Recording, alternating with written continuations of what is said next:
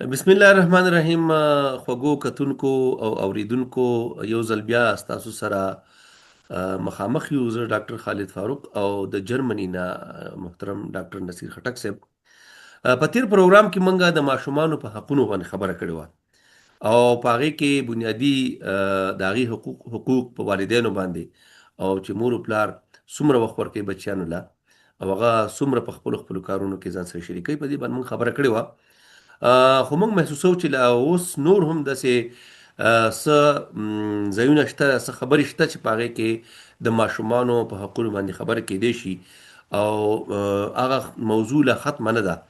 نو یو ځل بیا موږ ستاسو سره په دغې باندې خبرې کول غواړو. ډاکټر نصیر صاحب، په خیر راغلی درته وایم. د جرمني نه په خیر راغلی. او څه به ویل غواړئ زمونږ اوریدونکو او کتونکو ته په تیره موضوع کې؟ موږ د ماشومانو په حقونو چې کومه خبره کړې وه، نو په هغې کې زمونږ انډرسټینډینګ او زمونږ خبره دا وه چې نور داسې ځایونه شته چې اوس هم لا د ماشومانو د حقونو خبرې پاتې دي.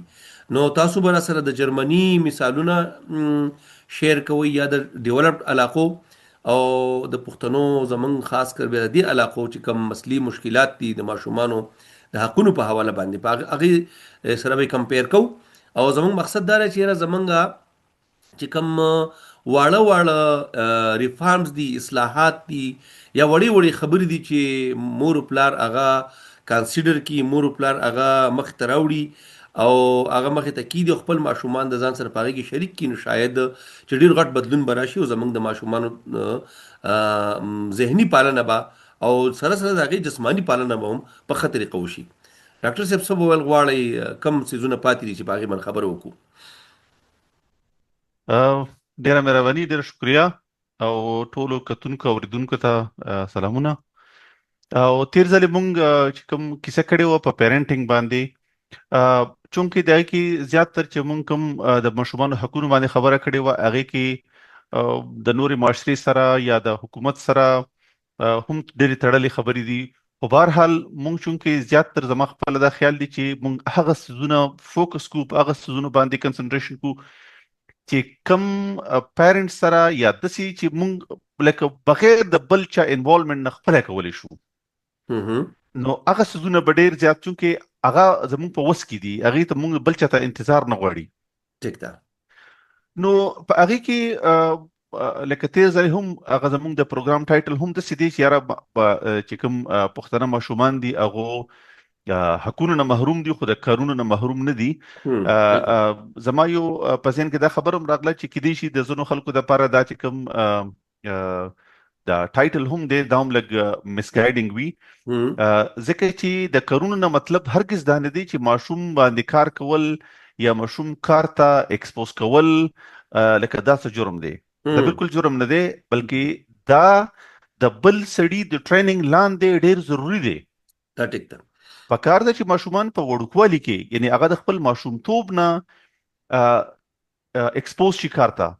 لکه زه به وایم دلته کې جرمني کې زموږ په دې سکولونو کې د دې سپیشل کلاسونه وي، د دې په هفته کې یو نیمه ګنټه کلاس وي چې په هغې کې دوی ته مختلف ټولز ورکړي، ورته تاسو خپله کار کوئ.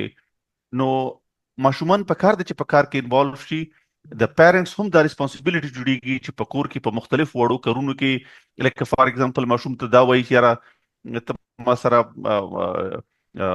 خپلې کمرې صفا کولو کې ما سره مدد وکړه، واشروم صفا کولو کې ما سره مدد وکړه، کچن کې را سره مدد وکړه، سبزي را سره کټ کړه، استری کې را سره هیلپ وکړه، کپړې را سره په المارۍ کې سمې کړه.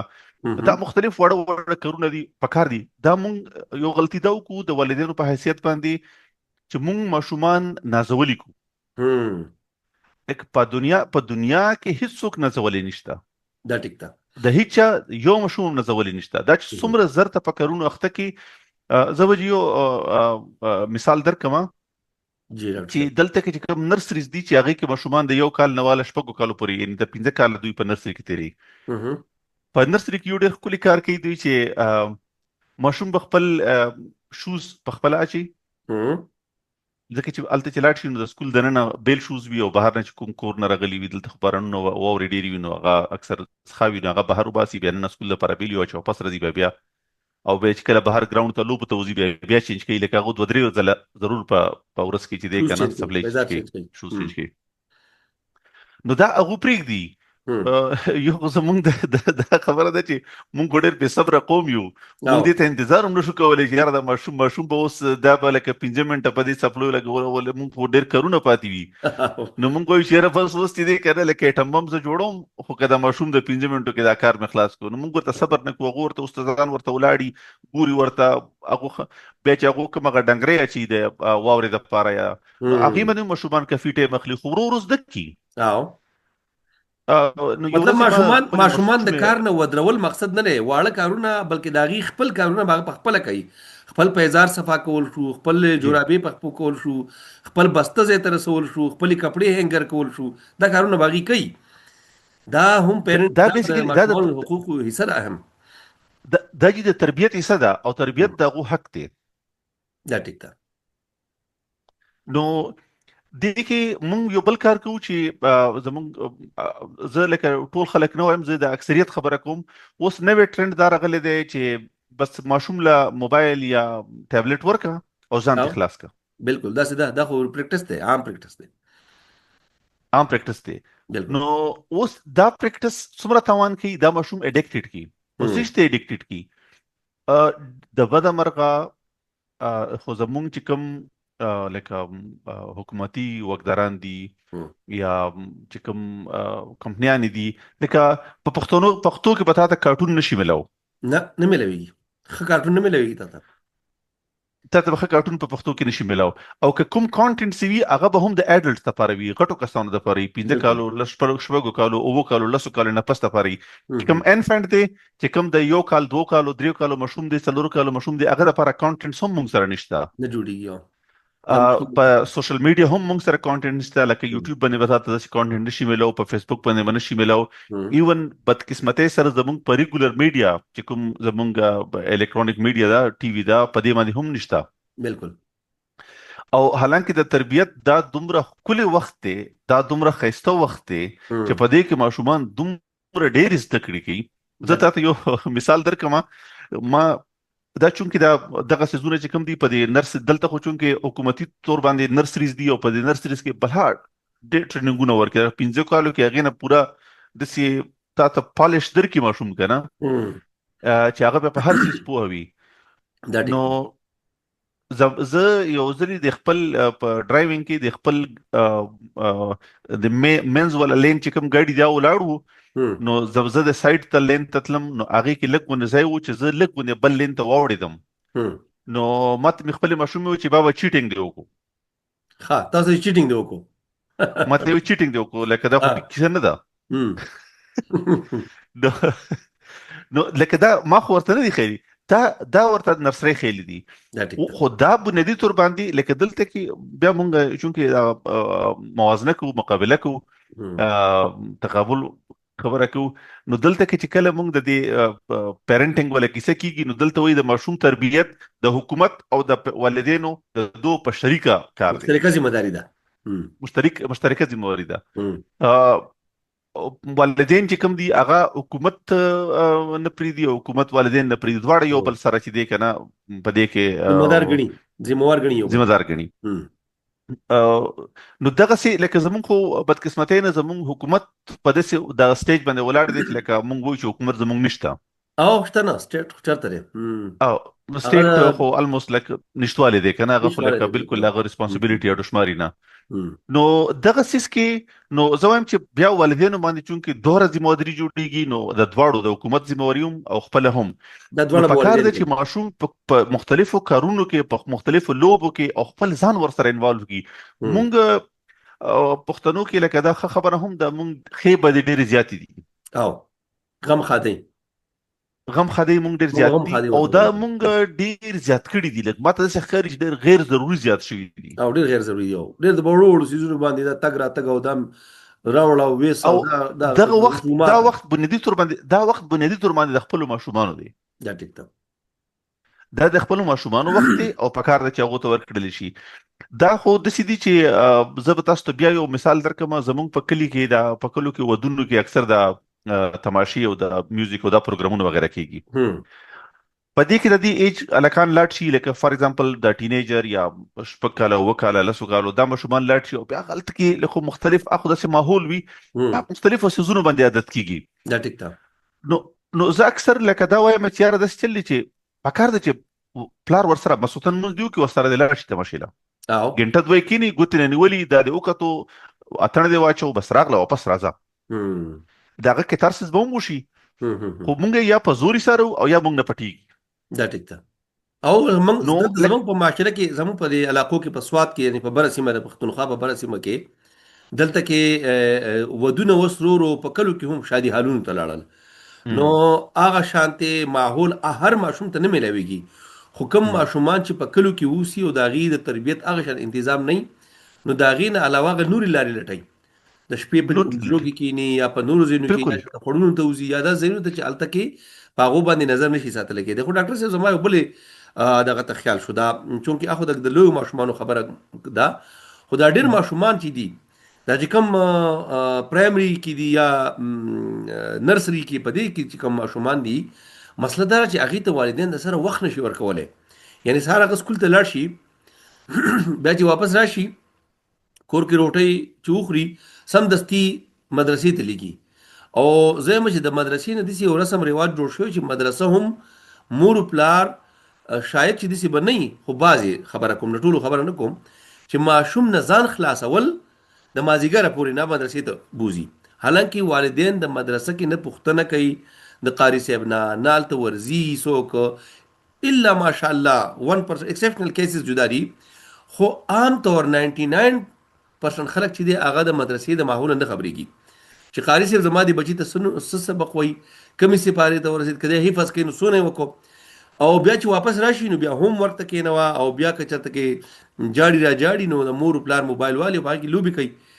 نو زما په خیال زما چې د منټونو په حساب هم پیرنټس ته مقنمه لوي چې خپل بچو دا لغي سره خبري وکي دا ز خپل خبر هم کوم او د نور معاشري خبر هم کوم او دا غي سره هغه په خبره کې شریک کړي کومه په تیر پروګرام کې دا ویل ډیره خسته خبره وا چې ماشومان په ډیسیژن میکینګ کې شریکول دي په وړو کارونو کې د کور په وړو مشورو کې شریکول دي چې هغه براټ اف داسي وشي دا غي ذهني پالنه داسي وشي چې هغه په دې خبره پوي چې زمانم ته پوس کیږي. خو تاسو زموږ چې مثال کې تور پر د چې کوم د ماشوم خپل کمره ده د هغه سیټینګ دغه په مرزي کې بالکل څنګه غواړي هغه دی رنگ دغه په مرزي وي د هغه بیت شیټ ته هغه دغه رنگ دغه په مرزي وي بالکل دغه د روم کلر د والز کلر د وال کلر دغه سي لکه دغه د بیک کلر دغه په مرزي وي دا سي مختلف لکه دا ډیسیژن کې دغه شریکول دي او دا به مونږ ته پته لګي دا دینه چې لکه دغه چويسز څنګه دي بالکل لکه دینه هم مونږه معلومات لکه دا مشوب ثینکینګ کې دا څنګه یا پاره په دیوال کې باندې د خستوالي د پاره لکه سو فریم یا څه شی لګي نو هغه دغه په خوخه باندې شي نو لکه داسې مختلف څه دي چې هغه کې مونږ هغه ته خپل ځان به ډېر اهم هم کاری چې په فیصلو کې انوالیم په دې کور کې هغه کور بیا کور پر هم تشماري لکه بیا ځان پکې ان شماري دا ټیک ده. ډاکټر صاحب د وختي خبره تاسو وکړه د ذهني از دغه چې ګاندې پالنه په یو طرف خو چې کوم جسمانی پالنه ده او جسمانی مضبوطواله ده پاغه والا باندې زمنګ د معاشري چونکې تاسو هم بیسیکلی د پښتونخوا سره خیبر پښتونخوا سره متعلق دی او د کلو تاسو منټه شي کلو سره زمنګ ماشومان باندې چې کم من کارونه کوو هغه سي ایرریګولر غونټي کله د ماشوم د حیثیت نه منګ زیات وزن هغه تور کو او کله بالکل کم چې دسی کورونه چې هغه ممی ډیډي دی او هغه لګ په خارونه کې وسی الته په ماشوم باندې بالکل اډو کار نه کیږي یعنی کیلو ټماټر تیلې هغه تاسو پلاس کې نه ورکوي دا ماشوم دی او بیا په جاینټ فیملیز کې دا خبره لکه ډیره د غور طلب ذکر چې په جاینټ فیملیز کې میان دی هر مور کو دا کوشش کوي چې زما بچی دی بالکل تیار وخوري او زما بچی ته دی بالکل لکه پکټ کې یا په خوله کې سیز میلاو شي نو دا یو د مقابله د وجې نه هم زمونږ ځینې ماشومان هغه په غوبن کار نه کیږي هغه په یعنی هغه چې کم دغه جسمانی نشونه نه مانه نه کیږي نو په دې حواله باندې په یورپین کنټریز کې یا په جرمني کې من خو الته زدرغلم نو من کتلمو او تاسو په دې باندې ماته ډېر ښه مثال را کړو نو ما که هغه من خپل اوریدونکو ته کتونکو ته وایو چې را جسمانی نشونما د پاره، د لاسو د مضبوطیا د پاره، د خپو د مضبوطیا د پاره هغه کم دي کارونه چې هغه ماشومان له کول پکار دي او والدین دې هغه پاغي باندې وکي. دا خو جدي سي دي چې لکه کې شي زموږ استاد باندې مخکې هم بحث شوی په ذاتی توګه باندې. زه چې کوم دلته کې انسټیټیوټ کې کار کوم، زمونږ هم چونکې په اپیډیمیولوژي باندې کار دی، نو موږ دلته کې یو باغې کې پیرامیټر دی، هغه ته هاند گریپ وایي. هاند گریپ چې لکه لاس کې څومره سیز مضبوط نیولې شي. ټیک ده. نو هاند گریپ چې کوم دی دا لکه داسې دی چې دا یو ټایپ ته د ایج پیرامیټر دی. یو خو زمونږ کرونولوژیکل ایج دی چې هغه مونږ وایو چې عمر دی، چې مونږ وایو چې زه د اوس د 10 کالو شم، 20 کالو تاریخ پیدایش په حساب سره وي. او دویمه د دې هاند گریپ نه ان د لاس کې د سیز نیولو مضبوطواله دین هم ته د سړي عمر د اغي اوریجنل کګنیټیو عمر ته معلومول شي. نو دلته کې اکثریت چې کوم لوبي دي کنه په دې پارکونو کې، په سيزونو کې، په هغه کې هر سیز کې به یو داسې پړې یا سیز نیولې چې لکه هغه باندې ماشومه نيسي او خيږي په داسې. نو لکه د هاند گریپ ور مضبوطي ها چې په لاس کې مضبوط څنګه نيسي او څونه باندې څنګه نيسي. او نو لکه دا د اکثریت لوبي دغه ټایپ ته جوړ شوی دي. او بیا دلته کې اکثریت لوبي د لرګونه جوړې دي، لکه د اوسپنه او پلاستیک په کې کم نه کم استعمال شوی دی. لرګونه جوړې دي، ټیک لرګونه جوړې دي، نیچرل سیزونه جوړې دي. نو بیا دلته کې خو دا یو سیز دی زمونږ په وطن کې، خو زه خپل هم چونکې ډیر زیات رابطه مې وی کلی سره، وطن سره. نو الته کې خو ډیره د بد مرغه سکولونو کې سپورت ختم شوی دی. دا ټیک ده. د کتابونو برډن دومره ډیر دی چې سپورت ته موقع نه ملوي. او سپورت ختم شوی دی. او سپورتس کا دی هم هغه هم په سکول کې مثال کې طور پر د کرکټ ولا به صرف یو 15 ماشومان به هغه کرکټ کوي، دغه 15 نو په 1500 ماشومانو کې به صرف 50 کسان سپورت کوي او نور به هیڅ نه کوي. دا ټیک ده. او سپورتس خو دې څه کوي چې د هر سړي ضرورت دی. د کوم کسان چې سکولونو کې هغه تقریبا هغه سو اختیاري وته منغوي کنه، اختیاري دی ته کې کنه کېږم کدی سړي نو ته ټیک ده نه غواړم ته زه تاسو ته یو ډېر انټرېسټینګ مثال درکم. مونږ راغلو، زما د دویم مشوم چې کوم دی په سکول کې د داخلو چې د سپورت چې کوم دی د دومره اهم شی نه دی. نو دې به د سپورتس کلاس ته راتلو. دا هغه په ګراوند کې مختلف اکټیویټیز کول، سيزونه به کول او دې به نتلو. ما په سکول ولا لیټرو کو چې راته راشه، نو چې زلاړم نو ما ته و چې دې خو سپورتس ته نه راځي او دې کلاس کې ناشتي او نو دې به بل کلاس ته نه پروموټ کیږي، دې به دې کلاس کې دا واپس ریپیټ کیږي، د ټول کلاس پر ریپیټ کیږي. نو سپورتس کې څه نه پروموټ کیږي ونه.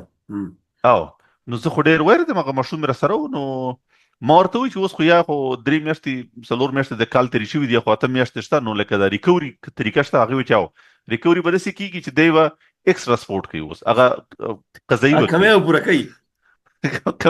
کوي هغه پوره نه کو نه واپس کیږي. دا ټیک ده. نو بیا هغه ته ایکسترا اکټیویټیز ورکړل چې ته بدا کې او دا وکې او دا وکې. نو بیا هغه باندې هغه لکه پاس شو، بیا بل کلاس ته پروموټ شو. یعنی دا سپورتس دلته دومره اهم سیز دی. دا ټیک ده. نو زمونږ طرف ته خو سپورتس د سیز دی چې لکه اډو په څه کې حسابي کې، حالانکه سپورتس د مخ په خیال دی چې د ایکسرسایز دومره زبجی تاسو یو نن سحر اگزامپل بدر کما زما کور ول سره دغه یو لینګویج ولا استاد دا ولنټری ولا ولنټیر دا مشرخه دا چې د پرایمري سکول ریټایر استاد دا غي 92 ایرز هغه ایج دی. 92 years او جرمن لینګویج خي ولنټیرلی ولنټیرلی. نو هغه سحر راتله چرته ټریپ و دا لینګویج ول، نو سحر راتله نو لری نه سره روانه و، بالکل لکه نو ور سره کونټي او نو ور سره څه بالکل پنیغه سینه روانه و. لکه نو ما کور ولته چې دا خزه چر روانه داغه دا لکه دا لری نه مونږ دا ما ځکه چې ما ګاډي کې بیا دغه ته ډراپ کولو. نو لکه دغه د 92 ایرز کې د سیز ونه ښکاری دا.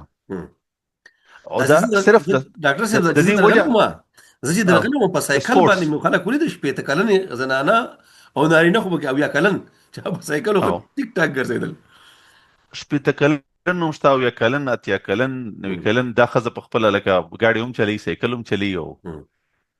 نو لکه دا سيزونه چې کوم دي سپورتس ډېر اهم سیز دی او دا به وړکول نه شروع کیږي دا ټیک لکه دا سپورټس د سیزن نه دي چې دا لایف کې دا به یو کال نه دوه کال نه دریو کال نه په دې مشروب شروع کیږي. دا ټیک ده. او دا پکار دی چې ماشوم پیرنټس کور کې ورسره شروع کی او لکه مختلف اکټیویټیز کې ځان سره انوالو کوي، لکه ایکسترا بوج پې نه چی، لکه زور کار پې نه کوي، خو خپل چې کوم ایکسرسایزز دی هغه پې کوي. دا نو ټیک. موږ وختي د کانټینټس خبر وکړه کنه، لکه دا کانټینټس هم زموږ د بدی مرغې داسې د سپورټس کانټینټ د سيزونه هم د دې ماشومانو لپاره په سوشل میډیا وغیرہ نشته ده. نو لکه دا به د نورو میډیا نه، د نورو ځایونو نه، لکه د نورو ژبو نه لکه دغه مستعار کیږي، د کاپی کیږي به. خبرو کولی شي. نو دا ټیک ده. نو بهرحال کیسه مونږ ولا وکړيږي. نو د دې دغه د زما چې کوم میسج دی هغه به دا وي والدینو ته چې تاسو خپل ماشومان ځانونو سره انوالو کوئ، په خبرو کې هم، په کارونو کې هم، فیصلو کې هم، په ټولو سيزونو کې، هر سیس کې ماشوم ځان سره انوالو کوي، خپل هم ور سره او ماشوم او د نور خلکو نه زیات تاسو باندې د خپل ماشومانو حق دی. بجای دی چې تاسو په غم او خادي او په جرګو او په نور سيزونو دا نه وایم، د دې سيزونو اهمیت په خپل ځای موجود دی، دا زما د خبرو اهمیت نه کموي، خو بیلانس پکار دی. لکه دې کې د سیس مطلب دا چې موږ په تیر پروګرام کې دا خبره کړې و چې د ما خپل ماشوم به مزدور نه جوړه صرف خو دا غنه به د کور فرد جوړي، یو ذمہ دار فرد به د کور فرد جوړي. دا ټیک ذمہ دار فرد جوړي. نو زمونږ اوریدونکو او کتونکو د ماشومانو په حواله باندې به موږ ته کمنټس وکړي ان شاء الله په کله چې دا پروګرام اپلوډ شي. نو موږ ته به کمنټس نوم پته لګي چې کم کم نور دي خامې دي یا سجیشنز به راشي، خلک به موږ ته مشورې راکړي، په هغې باندې هم خبره کوو ان شاء الله. او په هغې باندې به زموږ د معاشرې د خیبر پښتونخوا او د ډیولپډ کنټریز د هغې مثالونه او د هغې نه به موږ زده کړې کوو. او دا خبره موږ یو ځل بیا واضحو خلکو ته چې دا د حکومت ته موږ د هغې ذمه داریان نه ښیو. حکومت ته ذمه داریانو ښودلو والا خلک ډېر دی، خو زموږ او ستاسو په کورونو کې دننه مور او پلار چې ما او تا کم رول ادا کولی شو، زموږ کور والا کم رول ادا کولی شي، نو دې بنیادي مقصد دا دی چې موږ واړه واړه رولونه ادا کړو، واړه واړه کارونه وکړو، خپل بچیان د هغې ټیک ټاک نشونه ما وکړو. او زما ډاکټر صاحب روان پروګرام کې به ان شاء الله مونږ د دې مشومانو تعلیم په حواله سره چې مونږ دغه والدین دغه په تعلیم کې د سکول ایجوکیشن ته به راځو، نو هغه باندې به په نیکست پروګرام ټیک ده ان شاء الله. نو زمونږ کتونکو او اوریدونکو او والدینو او عام خلکو چې څومره زمونږ اواز خلکو ته رسي، زمونږ پیغام رسي، نو ان شاء الله د روان پروګرام پورې موږ ته اجازه راکړئ. پر روان پروګرام کې به ان شاء الله د ماشومانو په تعلیم باندې خبر کوو، په هغې کې د والدینو څه کردار کېدی شي زموږ سره به اوسئ ان شاء الله. د الله په امان. د پامان.